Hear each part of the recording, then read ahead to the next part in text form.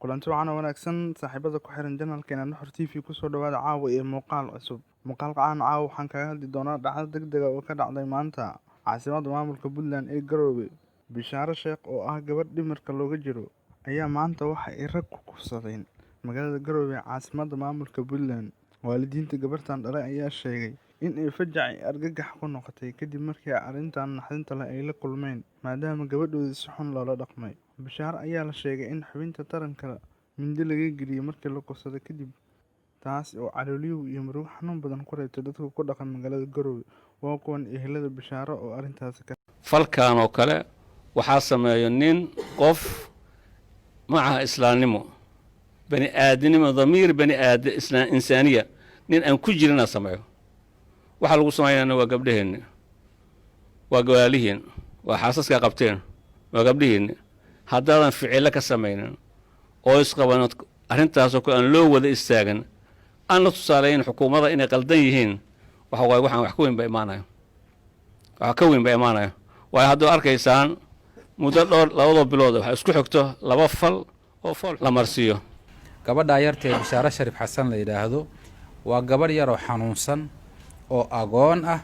oo Garowe ku dhalatay oo aabaheed la yaqaano oo uu sheekh caalami ka yahay Puntland gaar ahaan masaajidka jaamaca ee Garowe ee santarka ama bartanka magaalada Garowe ku yaala sheekhii diinta ka akhrin jiray ee reer Puntland oo dhan cilmiga baraya islaamka gaar ahaan reer Garowe ayaa dhalay gabadhaas yar oo dhibaatadu soo gaadhay oo dhimir kala oo laba nin oo daris la ah xilli maghriba 6 bisha September 2020 intay gacanta qabsadeen guriga labaad la galeen oo ay kufsadeen oo ay faraxumeeyeen markay faraxumeeyeenna ay toorey xubinta taranka ka galiyeen taas oo ilaa minka gaadhay oo isbitaalkii weynaa ee Garowe waxba laga qaban waayay 3 maalmood iyo 3 habeen ay taalay kadibna Hargeysa loo cararay gabadha arinteeda iyo kiiskeeduna uu Garowe yaalo oo intii aan ogeyn inay ogaato gabadha xaqeeda ha la mariyo nimanka u gafi xaqooda ha laga mariyo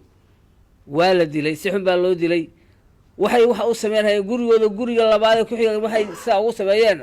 waxay la islaahayeen yaa tan idinku haysta waxaan ka codsanaynaa qoyska uu ka dhashay caad uu ka dhashay dadka waxbaan ka aqaan waxaan ka codsanaynaa inay dadkooda inta dambe u turaan intay midkan tuuga ah xun ay badbaadinayaan qabiil qoyskooda ha badbaadiyeen anuu qabiilkan u soo gudbimayno Saciid Cabdullaahi iyo madaxda kale ee Puntland waxaan ka codsanayaa iyo shacabka Puntland iyo maxaan ku dhahay culimada oo dhan waxaan ka codsanaynaa oo dhamaanteen inteeda meesha fadhidaan ka codsanaynaa in gabadha xaqeedii la raadiyo oo xaqeedii meel la saaro nimanka dulmiga sameeyana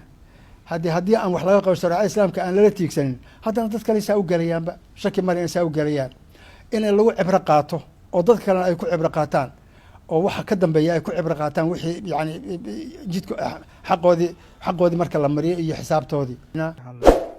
haddii aad daawato muuqaalkeena waxaan ka codsanaynaa inaad channelka subscribe saarto gambaleelkana furato muuqaalkana like saarto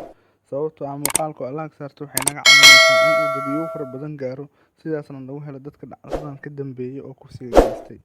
waad ku mahadsan tahay daawashadaada